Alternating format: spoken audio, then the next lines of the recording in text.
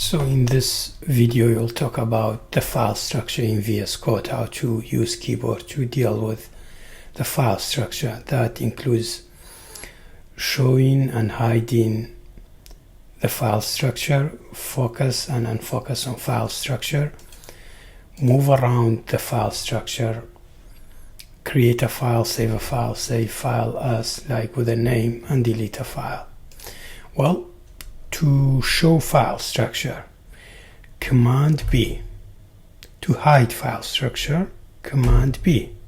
But if you notice, when I do Command B, then if I move, it does not move around the file structure. That's because Command B just shows file structure. It doesn't focus on file structure.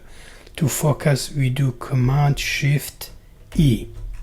Now, if you move up with the keyboard like arrow keys, it will move up, move down, it will move down.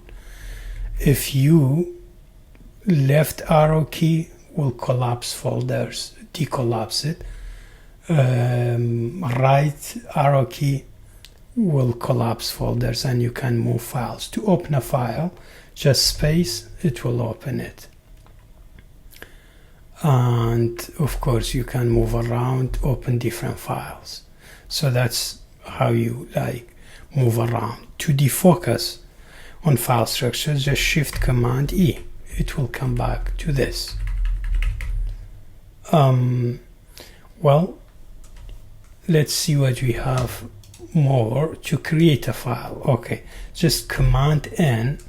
However, you can write something like function test, and you can do Command S to save, say test.js. Okay, so now it complains because it's saved as a JS file, but this is not a proper JS syntax. For save as, Command Shift S, say we do another file, test2, Command Shift S, same result, test2.js. Okay, to delete a file, let's focus on sidebar and hit delete. Yes.